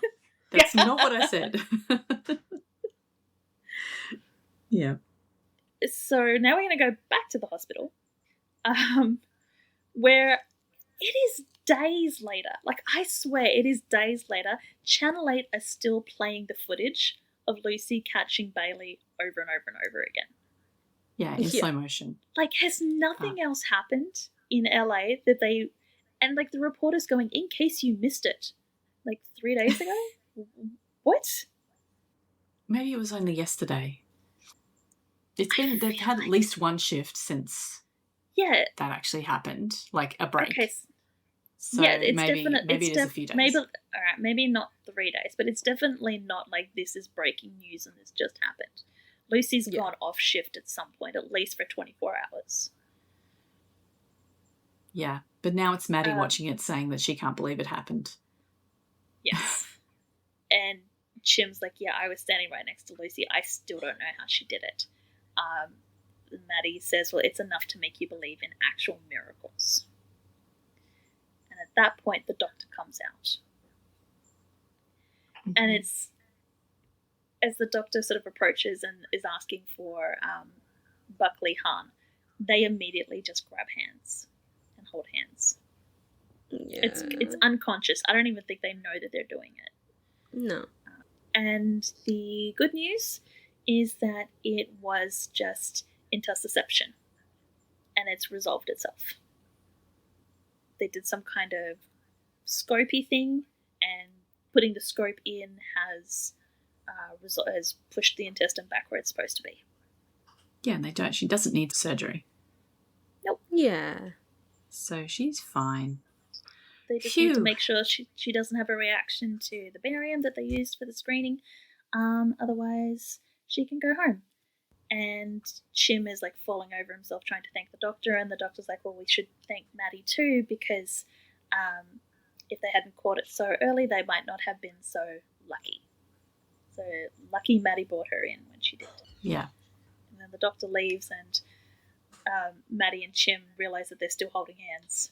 And they're like, ew. Yeah. No. Awkwardly let go. Awkward. I'll just kiss and get it over with again. All right, time for stop sign part 2. Yeah. No. So we find out who's responsible for the stop sign stealing. Apparently it's part of a scavenger hunt. Yeah. And they assume that someone else had stolen the other stop sign from the truck. Yes. They have no idea that it nearly killed somebody. Does that mean they were the ones driving? I guess so. I don't know how old they these didn't people seem are. like the type to have the weird the weird truck, but sure. Yeah. Maybe it was their parents' truck. I don't know. But anyway, they are down one stop sign, so they need another one so they can win the scavenger hunt. It is their bad luck that the stop sign that they happen to be stealing is on the street that Athena is patrolling. And she sort of rolls down the street, literally watching them cut the sign off the pole, and she's like, oh, these fucking idiots, and chirps her sirens just to let them know that, yes, she has seen them, and they should probably stop what they're doing, which makes the boys panic and makes them run. And one of them runs out into the street, which no longer has a stop sign on that particular intersection, and he gets flattened by a car. Which we're meant to believe is because the guy didn't see the stop sign. I have a feeling it's more that this kid bolted out from behind a parked car. Yeah, I don't think that would have helped. Yeah. Like, I don't think the stop sign or not. Sure. Stop sign doesn't stop sign there for pedestrians who are running out into the road. Stop sign is not going to give you visibility over pedestrians bolting into the street. Yeah. But that's not the story that they want to tell here. The story that they're telling is that this guy hit the kid because there was no stop sign telling him to slow down. Which, okay, whatever. Mm. The driver is a good driver in this situation in that he immediately stops his car, gets out, comes over to see what he can do for help. And Athena sends him to grab the first aid kit from her car. Because this kid, Trevor, he's not in good shape. He's in real bad shape. There's an obvious compound fracture or open fracture on his leg. But it's got blood pumping out of it. There's a lot of blood. Yeah, but there's also he starts choking up blood. So there's internal injuries going on there too. Yeah. And she also wrangles his accomplice in to try and help stabilize him until the 118 can get there. And even as they're like applying pressure and trying to keep this kid stable, she's interrogating the kid. She's like, "Why did you run?" And he's like, "You were going to arrest us." And Athena's like, "It was a misdemeanor. You're going to die over a misdemeanor." At which point Trevor starts choking on his own blood, and they have to Athena has to like use her hands as a C-collar and stabilize his head and neck so they can roll him onto his side so he doesn't continue to choke on his own blood. Oh, it's very tense. It's very tense, and she's like continually talking to Trevor, trying to make sure that he's going to be okay, letting him know that she's there, and she almost refuses to let paramedics sort of step in until she realizes that it's Hen. And so Hen and Buck and Lucy swoop in and start taking care of Trevor. And so Athena sort of backs away, and as Karma Police, or a cover of Karma Police, starts playing, we get like a really slow motion Athena looking around, taking it all in. It's like, yes, this is instant karma for stealing stop signs. Like, oh yeah, Just the kids music being person dumb had a kids. great time with this episode. They didn't. I think they spent all their money on everything else, so they couldn't actually get Radiohead. So they had to go with a cover. But Yeah, it doesn't I really mean, it's matter. quite a The nice impact cover. is the same.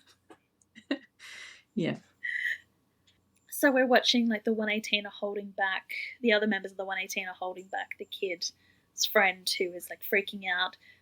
The driver is in tears as like a paramedic tries to check him out. And then we get a very, very long lingering shot of a shoe in the street. The implication being that it's one of Trevor's shoes that like got knocked off him.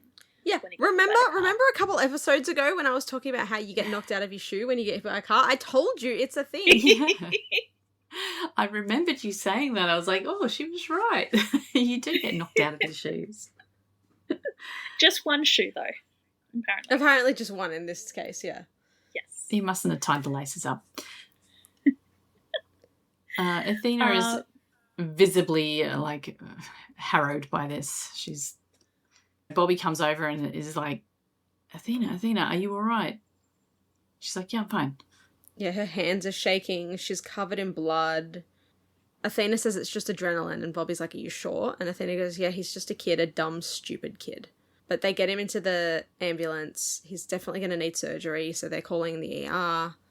Bobby does a quick, like, one more check on Athena and then has to, go do his job. And Athena has to get back to hers, which includes grabbing her first aid kit and then yelling at Trevor's friend.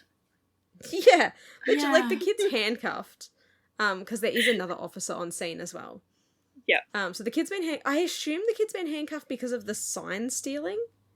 I don't know, but he's standing there with both hands in front of his body with his, like, holding his wrists really close together.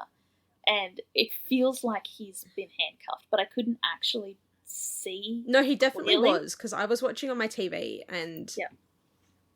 he was handcuffed. Okay, so he was handcuffed. Yeah, I'm going to assume that it's because, like, they stole the stop sign, which led to the guy hitting Trevor, so there's going to be some kind of charges involved. But yeah, Athena goes over to yell at him. Yes. The kid's like, Because- we were just collecting stop signs for the scavenger hunt, we were just having fun. And Athena's like, fun? Your stolen signs injures a cyclist, nearly punctured her artery, she barely made it to the hospital, now your friend's gonna die. And the kid's like, what the fuck is going on? Yeah. Yeah, she's mad. She's mad.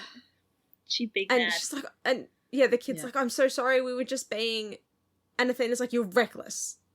Just because you're young, you think you're invincible, because you're not. Yeah, Athena goes off on this kid, and the kid's just like, what the fuck is going on? Like, at this point, Who you're like, wants what does this have to do with, like, the storyline that they're trying to tell? Like, where is this going? And we kind of get a clue where it's going, because the kid asks, is Trevor going to be okay? And Athena's like, it is out of our hands. So it's either luck or divine intervention now as to what happens to him. Mm-hmm. What happens to him is he gets taken to hospital, And for some reason at this particular hospital, it must not be like Presbyterian or whatever hospital is they normally go to, because the surgeon has come out to the parking lot to meet the ambulance. I don't know why this is a thing, but also they mentioned that it's a 17-year-old male struck by a motor vehicle at high rate of speed. Like, it was the suburbs that he got hit. Like, how fucking fast was the driver going? I didn't see a stop sign, so you're still not supposed to be going fucking 80 in a suburban street. So Hen is giving handover to the surgeon, who has come out to the parking lot to, like, meet them specifically. And Lucy does a double take because the surgeon is Bailey, the woman that they rescued from the penthouse earlier in the episode. And finally, it's an episode where it's actually realistic for her to know what Bailey looks like, because she's been doing nothing but watching the videos nonstop. Yes.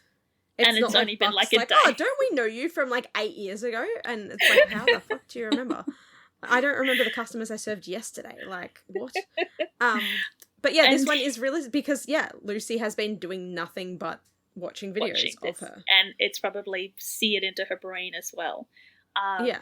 So, and Bailey also does a bit of a double take, and she sends Trevor on his gurney into the hospital with the nurse and lingers for a moment and looks at Lucy and Hen, and she's like, I know you. I know both of you. And Lucy's it's like, not seared into your brain as well. They're even wearing their uniforms. To be fair, she probably just remembers that she got caught and rescued, and she doesn't actually remember the faces of the rescuers, just that she got rescued. Yeah, like it was a high adrenaline sort of thing. Yeah. And like she'd see paramedics and stuff all the time as well if she's the trauma surgeon that meets them in the car park apparently, so. Yeah. Lucy simply says it's good to see you on your feet this time. Yeah. Bailey's like, oh, that's who you are. Cool, great to see you again. I'm going to go work on this kid now. I'm going to go do my job. As she walks off, Hen, like, just in case anybody in the audience hasn't figured it out, says, oh, she's the trauma surgeon. And Lucy's like, yeah, talk about your dumb luck. Take a shot, everybody. Drink. So a few moments later, we're back in the station house, and it's lunchtime. Bobby's making lunch. He must have like hightailed it back from the scene to cook lunch, and he's got it on the table ready just as Lucy and Hen get back to the station. And they're like burritos wrapped up in foil, so he could have even picked them up from a place on the way back to the station or something. They look like they've been pre-prepared. You don't think that Bobby Nash would know how to prepare and properly, professionally wrap burritos? Yeah, but they've been busy. You don't have to wrap them in foil. If you're making them fresh, you just wrap up a tortilla. I feel like that he got them out of the freezer, like they're freezer burritos that he's like brought out and he's reheated. I'm just laughing at Beck's notes about Buck's fireproof hands. Okay, no. So like Lucy and Hen come back. They're filling Bobby and Buck, who arrives in the kitchen, about the fact that the trauma surgeon who's working on the kid is the same woman that they saved. So we see Bobby take the tray with the burritos, which are fully wrapped in foil, out of the oven. Like he's got oven gloves on and he's put them on like heat-proof plates. Buck walks over, grabs 2 burritos, like one in each hand, and just continues to stand there holding them. Like there's no sort of jostling, there's no moving them around in his hand because shit, those things are hot. He's just holding onto them. And I'm looking at his hands going, dude, aren't they burning your hands? You have some sort of fireproof hands at one point? Because Hen has grabbed one as well, but she's put it on the counter in front of her and she hasn't touched it. So she's let it cool off a little bit. Buck's just absorbing the heat from the burrito into his palms. Which tells me that he's a firefighter, it's fine. It's just that they've seen that they're on the oven tray and he's just like, okay, cool, the action, like the blocking is you are going to take them off the tray because you're going to go eat them, and nobody has put 2 and 2 together and like, guys, they're just out of the oven, they should be really hot. It was the same scene director who who was just like, yes, women don't take their high heels off until they're well into the house. Maybe they hadn't been in the oven for long enough to actually get really, really hot. It's coffee cup acting, except it's now hot burrito acting. Oh my Hot God, burrito coffee acting. cup acting. I don't remember what I was watching the other day that wanted, like, I was actually yelling at the TV and I cannot remember what it was. It was so bad. Like, it was so obviously not, like, there was so obviously nothing in the cup and I was like, oh my fucking God. Like, at least pretend. Yeah, I don't. So, like, burrito acting. Like, do you have burrito acting? Do you think deeply enough about your scene that you will recognize that it should be hot and therefore you will be acting like the burrito is hot? Anyway, that's not the point of the scene, but it was my point of the scene. The point of the scene is that Bobby takes the news that the person that they saved is now the trauma surgeon, and offers the philosophical question of who knows how many people Lucy actually saved by saving Bailey. Oh my God, it was the proposal. It was the proposal we were watching because Ryan Reynolds had both the coffee cups in one hand and it was so obvious that there was nothing in it because, like, the weight wasn't shifting or anything because you can't hold two like, that doesn't work. Yeah. And I was like, oh my fucking God, it's so unrealistic. Okay. Anyway. That's what I was watching the other day that I cracked it about the fucking coffee cups.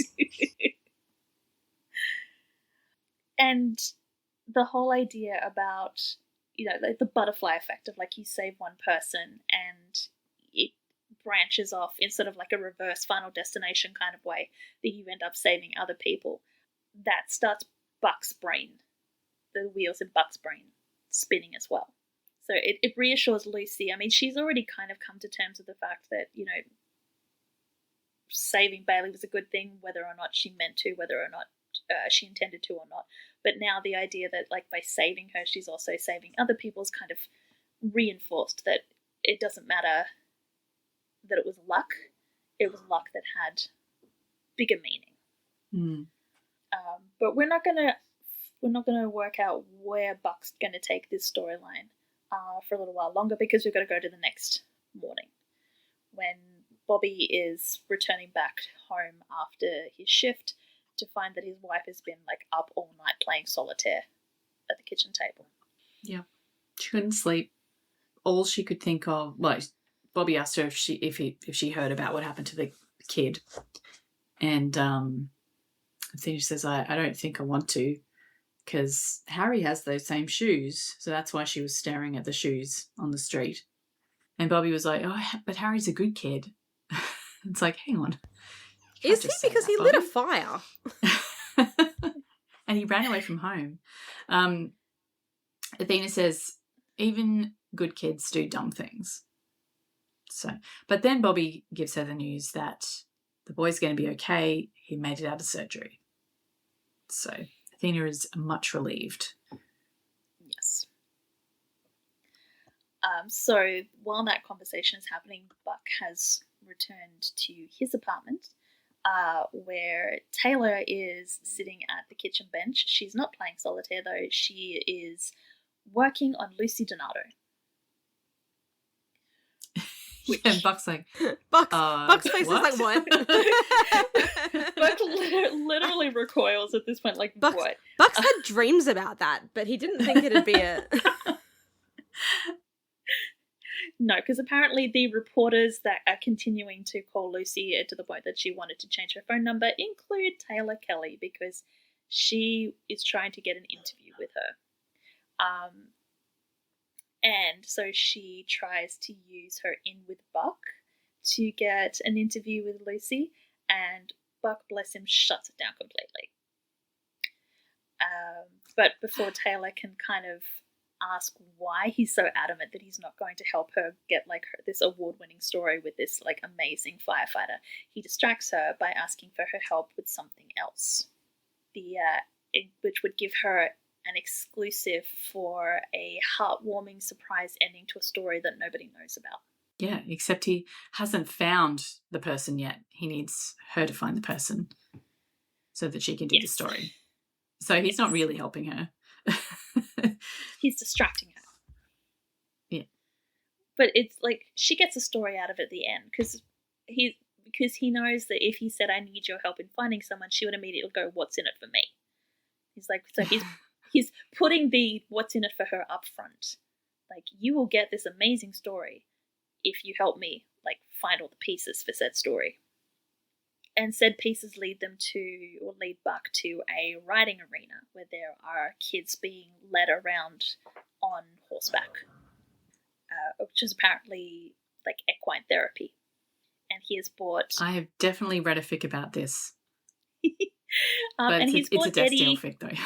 And Chris along with him, with I guess the like, hey, do you want to see if Chris is interested in doing some equine therapy and doing some horseback riding? It's really cute because Chris is like looking at these horses going, they're really tall. And Eddie's like, if you don't want to do this, if it gets too scary, we don't have to stay, we can go. And Chris is like, when do I get to ride one? And Eddie's like, okay, maybe it's not so scary.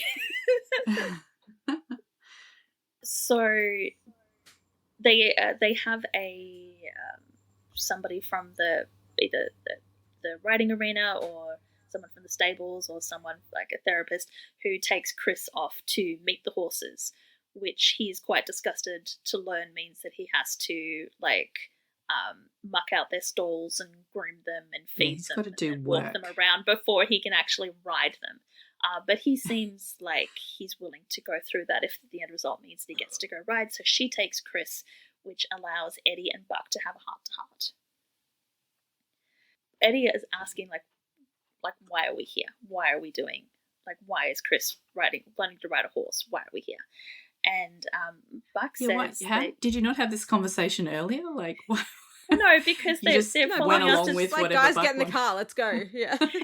they take after their father. They wait till they get to a location and get out before they have the conversation. Yeah, that's right. It's just like silence in the car on the way there. So it's a bit of a segue. It's a bit of a like winding segue to get to his point. But he starts by reminding Eddie that Eddie had told him that he felt like everything is just random and there's no point to anything. And then Buck brings up, before you started at the 118, we had a rule where you don't go past the glass doors. You rescue someone, you bring them to the ER, you hand them over, and then you leave. That's it, job done. And Eddie's like, someone in the writer's room just rewatched the pilot and she's like, oh yeah. Was it the pilot when they said that? Oh my god. Yep. Yeah, pretty much. And Eddie's like, wow, I've never heard that rule. And like, yeah, and Buck's like, yeah, no, I broke that rule pretty early on.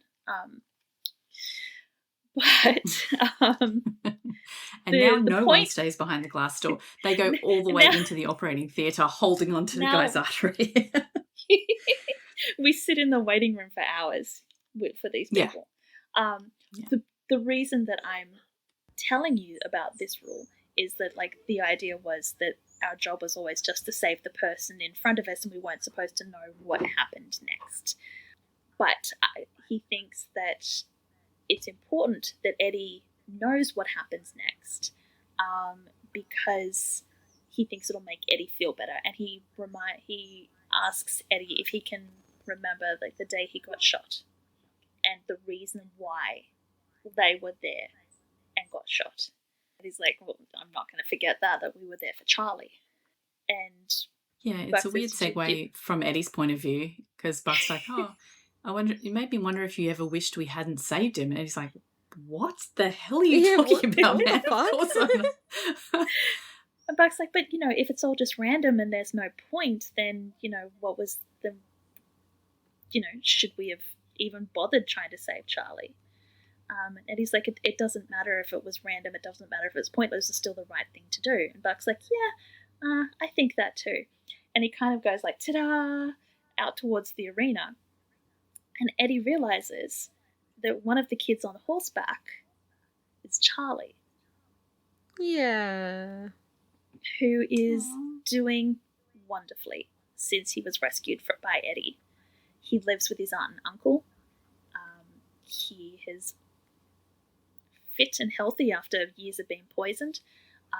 And he comes horseback riding for the last couple of months. because he got the help he needed because Eddie saved him. Yeah, So he even gave if him Eddie the did second get shot. Yeah. So whatever happens to Charlie next was because of Eddie. Eddie gave him the chance to have his whatever happened next, and maybe that is the point. And then you can see the wheels turning in Eddie's brain. That, it's not so much that he's listening to Buck more than he listened to Frank. It's like Buck is building on the scaffolding that Frank had already set up in Eddie's brain. Yeah, Buck's been a good therapist this episode. He helped Lucy. He really has Only all he of could those. help himself. Yes. Well, they say that you doctors make the worst patients, and doctors should never treat themselves, and lawyers should never represent themselves. So people in therapy should not therapize themselves. I don't know, but yeah, Buck is doing really good with everybody else. He's not so good with himself. He's doing better though. I mean, we did mention in the last episode that he's kind of conscious. There is some self-awareness. Yeah, he was self-aware, yeah. It's like that I'm self-aware, I just don't know what to do with said self-awareness. Or I am aware, I am self-aware, but I am helpless to not stop from doing the shit that I'm doing. I'm aware that I'm doing it, but I can't stop. Yeah. And that is where we leave this episode, with Chris shoveling shit out in the stable and Buck and Eddie watching Charlie riding around on a horse. No, which is strange kind of voiceovers. creepy and stalkery, but it's fine. But yes, no weird voiceovers. No, nobody in the writer's room thinking, shit, we did such a bad job of the theme of this episode that we need to write a voiceover so we can really ram it home. They're just leaving it there for the audience to sort of figure it out. Well, they just kept telling us about luck the whole time, so I guess they don't need to sum it up at the end, do they? No, I think this was a good episode. It was, I still think the donation bin storyline was useless, and I think that the stop sign, I understand where they went with the stop sign storyline, but I think that initial scene was stupid. It was weird, especially since we never see Harry again. So yeah, the donation bin thing could have been okay if it was half as long, maybe. It just goes on for a really long time. I don't know. It really does. But the rest of it, I really enjoyed this episode. Yeah. I like it's good I had a good time. I like the Buck and Eddie of it. I like that we see Bobby and Eddie sort of starting to mend their relationship. We see Chim and Maddie starting to mend their relationship. Yeah. Yep, everyone had a little growth here and there. The luck versus fate part is interesting in that we're never really sure what they intended by the theme. Are you saying that dumb luck is not a real thing and is always meant to be this way? Or, they don't really resolve that in any satisfactory capacity. way. Yeah. But yeah, no, good episode. It was nice and refreshing to actually enjoy both the episodes. I'm glad. You finally got a good one out of season 9. Yeah, I was like, oh, I do like this show. That's right. All right, well, tell me what's happening next week then. Where are we going next? Next week we're getting FOMO. Oh, it's literally called cool. It's literally called FOMO. The members of the 118 race to the rescue of a social media influencer when she has an accident in a sauna, and then to an emergency at a reality show wedding, and then finally to a tragedy when a mother and her daughter go hiking. Meanwhile, Maddie worries that she has missed too many firsts with Ji-Yun, May questions Athena's career path, and Hen and Karen attempt to recapture the fun in their relationship. Oh. Okay, this is an episode I remember very vividly, and fuck. Yeah. Trigger warnings include fainting. Oh, sorry. So we've got fainting, we've got gore, specifically a severe facial burn, and a minor character death where a parent falls through something in front of their children. Oh, no. Yeah. This doesn't sound like much fun. From what I remember, the Hen and Karen storyline is fun. Yes. The rest That of was it, fun. not The rest so is awful. much. No. Mm-hmm. And awful in a like awfully sad way, not a this is a shit episode way. Oh Yeah, yeah, okay. yeah. No, it's as in like, you know, when we were saying that this episode is kind of heavy, but it was still sort of light and fluffy. The next episode is going to be heavy, and just heavy. Just heavy. Well, any episode where someone actually dies is probably going to be a sad one, generally speaking, in this show. I'm trying to think if we've ever had any fun deaths. I don't think we have. Or deaths where we cheered at the end, like Doug, or I don't know. That was like a stressful episode though. So Yeah. Yeah, I don't think we were having counts. fun with Doug's death in that one. No. All right. So let us know what you thought about. I've forgotten what it's called already. Dumb luck. I should have remembered that one. Do you agree with our takes on the luck versus fate debate? Yeah, let us know. You can leave us a comment on the episodes, post on thatweewoo.com or in Spotify or YouTube or on social media.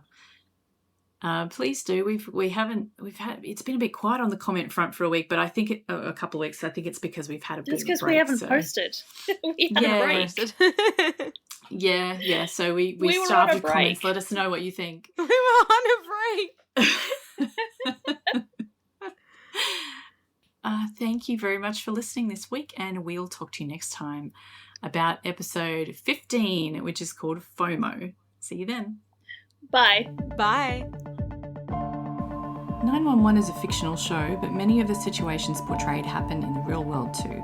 If any of the topics we've discussed in this episode have affected you, please know you're not alone. You can call or text numbers in your country for help. Just Google crisis support in your location to find out the number. If you enjoy our podcast, you can help us out by leaving us a review on Spotify or your preferred listening app, and by sharing our social media posts. Find out more at thatweewooshow.com.